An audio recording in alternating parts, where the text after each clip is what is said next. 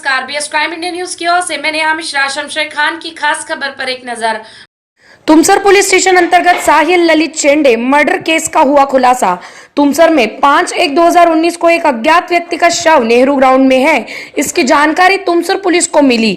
इस murder का खुलासा करने के लिए तुमसर पुलिस निरीक्षक श्री मनोज सिडाम, स्थानिक गुना शाखा पुलिस निरीक्षक श्री रविंद्र मानकर और उप विभागीय पुलिस अधीक्षक श्री विक्रम साड़ी इन्होंने जांच पड़ताल कर 4 आरोपियों को गिरफ्तार किया। पुलिस अधीक्षक विनीता साहू, अपर पुलिस अधीक्षक रश्मि नांदेड़कर ने अपने प्रेस कॉन्फ्रेंस में बताया कि साहिल चेंडे की पत्नी तथा ससुराल वालों ने मिलकर किया था उसका खून, बताया और अपने पुलिस विभाग की तारीफ भी की।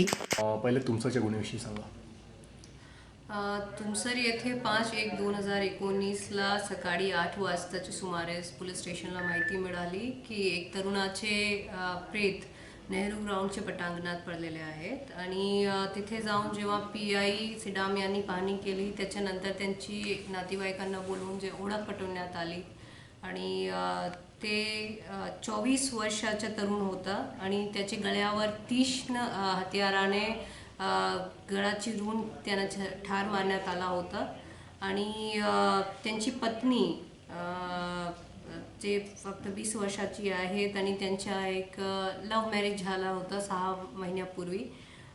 त्यांना बोलवण्यात आला, त्यांच्याकडून पूछताछ करण्यात आली। काही त्यांनी डिटेल्स दिली नाही जास्त आम्हाला। त्याच्यानंतर आम्ही बाहेरून माहिती काढली आणि भरपूर जे सस्पेक्टेड होते त्याचे अवैध धंदे करणारे किंवा असे सगळे लोक आम्ही तिथे आणून त्यांच्याकडून विचारपूस केली सखोल आणि त्याच्यानंतर आम्ही जेव्हा याच्यात आणखीन डिटेलमध्ये गेलो त्याच्यानंतर अशी माहिती मिळाली की त्यांच्या घरी एक बोलेरो गाडी 2 दिवसापासून येत होती आणि 1 दिवसापूर्वी आली होती आणि दुसऱ्या दिवशी फक्त 15 मिनिटाकरिता आली आणि निघून गेली।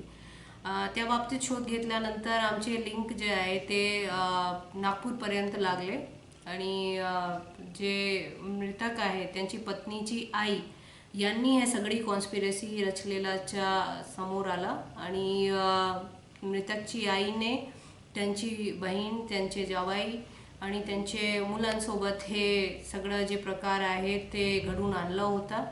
कारण हे होता की त्यांच्या लग्न झाल्यानंतर मृतकची पत्नी जे आहे त्यांनी त्यांच्यासोबत राहण्यास सुरुवात केली।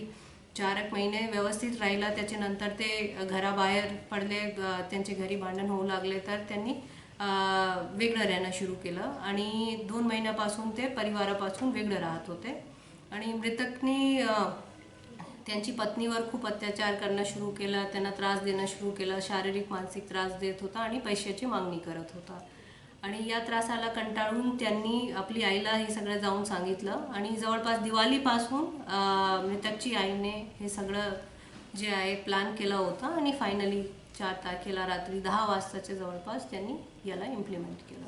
किती लोकांना अरेस्ट केलं आणि काय गुन्हा दाखल आहे त्यांच्यावर? आता याच्यात IPC कलम 302-201 प्रमाणे 34 प्रमाणे गुन्हा दाखल आहेत आणि आतापर्यंत 4 लोक याच्यात अरेस्ट झाले आहेत।